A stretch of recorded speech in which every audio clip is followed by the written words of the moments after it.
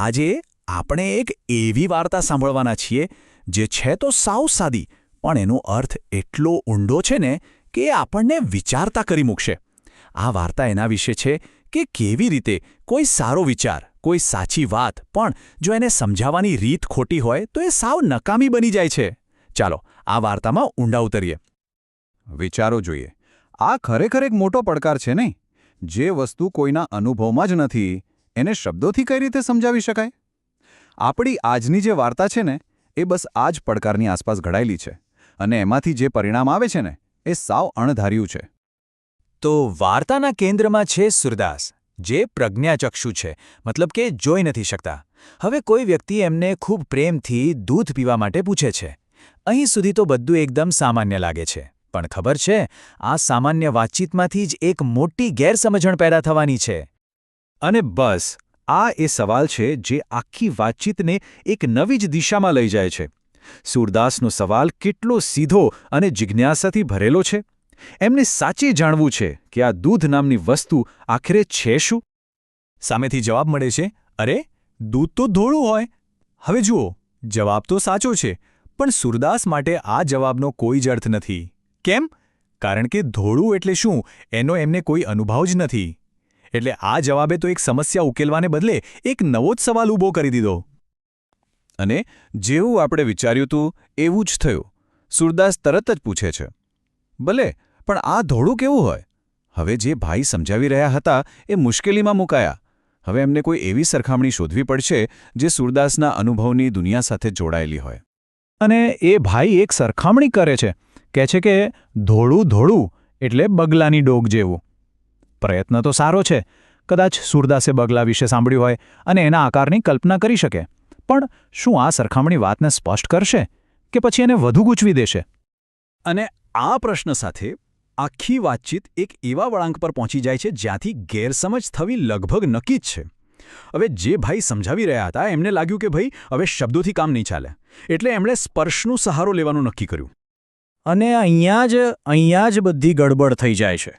બગલાની ડોકનો જે વળાંક હોય છે ને એ સમજાવવા માટે પેલા ભાઈ પોતાનો હાથ વાંકો કરીને સૂરદાસને સ્પર્શ કરાવે છે. જુઓ, એમનો ઈરાદો તો સારો હતો, પણ પદ્ધતિ ખોટી હતી. જે વાત રંગની હતી એ હવે આકાર પર પહોંચી ગઈ. જરા અહીં નજર કરીએ તો આખી ગેરસમજનું ચિત્ર એકદમ સાફ થઈ જાય છે. એક પછી એક પગલાં તર્કબદ્ધ લાગે છે, પણ પરિણામ સાવ અતાર્કિક. દૂધનો જે મૂળ ગુણધર્મ હતો રંગ, એ ખોટી સરખામણીને કારણે આકારમાં ફેરવાઈ ગયો, અને સૂરદાસ એવા નિષ્કર્ષ પર પહોંચ્યા કે દૂધ વાંકું છે. અને આ રહ્યું વાર્તાનું ક્લાઇમેક્સ.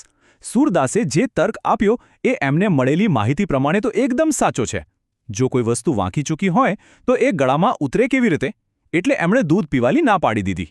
દૂધ ખરાબ હતું એટલે નહીં, પણ દૂધની સમજૂતી વાંકી હતી એટલે. પણ જરાક વિચારો, જો સમજાવવાની રીત જ જુદી હોત તો, જો પેલા ભાઈએ એમ કહ્યું હોત કે દૂધ તો પાણીના પ્રવાહ જેવું છે, તો શું થાત? પાણીનો અનુભવ તો સૂરદાસને હતો. એ તરત જ સમજી જાત કે દૂધ પ્રવાહી છે અને એ પીવા માટે તૈયાર થઈ જાત. આ બતાવે છે કે સાચી ઉપમા કેટલી જરૂરી છે. અત્યાર સુધી આપણી દૂધ, બગલો અને એક મોટી ગેરસમજની વાત કરી, પણ એ તો ખાલી એક ઉદાહરણ હતું. આ વાર્તાનો અસલી અર્થ તો કંઈક બીજો જ છે. આ તો એક રૂપક છે, એક દ્રષ્ટાંત છે. આવી વાર્તાઓને દ્રષ્ટાંત કહેવાય, જેનો મુખ્ય હેતુ કોઈ ગહન આધ્યાત્મિક સિદ્ધાંતને એકદમ સરળ બનાવીને સમજાવવાનો હોય છે. તો ચાલો હવે પડદો ઉઠાવીએ અને જોઈએ કે આ દૂધની સાધારણ વાર્તા પાછળ કયો ગહન સિદ્ધાંત છુપાયેલો છે. આ કોષ્ટક આખી વાતને એકદમ સ્પષ્ટ કરી દેશે. અહીં દૂધ એ શુદ્ધ સનાતન જ્ઞાનનું પ્રતીક છે. આંધળો માણસ એટલે કે સૂરદાસ એ જ્ઞાનને શોધનાર સાધક છે. અને સૌથી અગત્યનું, વાંકી સમજૂતી એટલે શું? એનો અર્થ છે કે એ જ્ઞાનને એના મૂળમાંથી તોડીને એને એક નવી વાત તરીકે રજૂ કરવી, અને આમ કરવાથી એ જ્ઞાન અઘરું અને અસ્વીકાર્ય લાગે છે. દરેક દ્રષ્ટાંત પાછળ એક સિદ્ધાંત હોય છે, જેને સમજાવવાનો એનો હેતુ હોય છે. એમ સમજો કે દ્રષ્ટાંત એક વાહન છે અને સિદ્ધાંત એ એનું મુકામ છે, એનો મૂળ સંદેશ છે. તો સવાલ એ છે કે આ વાર્તા કયા સિદ્ધાંત પર પ્રકાશ પાડે છે? તો સિદ્ધાંત એ છે કે અક્ષર પુરુષોત્તમનું જ્ઞાન અને ખાસ કરીને ગુણાતીતાનંદ સ્વામી મૂળ અક્ષર છે એ વાત કોઈ નવી નથી. એ તો મૂળભૂત અને મહારાજ દ્વારા સ્થાપિત થયેલો સિદ્ધાંત છે. પણ જ્યારે આ જ્ઞાનને આ સંદર્ભ વગર રજૂ કરવામાં આવે ત્યારે એ વાંકા દૂધ જેવું બની જાય છે, જેને સમજવું અને સ્વીકારવું મુશ્કેલ લાગે છે. અને અહીં આખી વાતનો સાર આવી જાય છે. જેવી રીતે દૂધ પાણી જેવું છે એ સાચી ઉપમા દૂધને સ્વીકાર્ય બનાવે છે, બસ એ જ રીતે જ્યારે કોઈ સિદ્ધાંતને તેના સાચા, મૂળભૂત સંદર્ભમાં રજૂ કરવામાં આવે ત્યારે તેને સમજવો અને અપનાવવો એકદમ સહજ બની જાય છે. અને અંતે આ દૃષ્ટાંત આપણને બધાને એક સવાલ પૂછવા માટે પ્રેરિત કરે છે. આપણા જીવનમાં કેટલીય વાર એવું બન્યું હશે કે કોઈ સારો વિચાર, કોઈ તક કે કોઈ વ્યક્તિને આપણે એટલા માટે નકારી દીધી હોય કારણ કે તેને આપણી સમક્ષ વાંકી રીતે રજૂ કરવામાં આવી હતી. બની શકે કે સત્ય તો સરળ જ હતું, પણ એને સમજાવવાની રીત જ તેને જટિલ બનાવી રહી હતી. આના પર વિચારવા જેવું ખરું.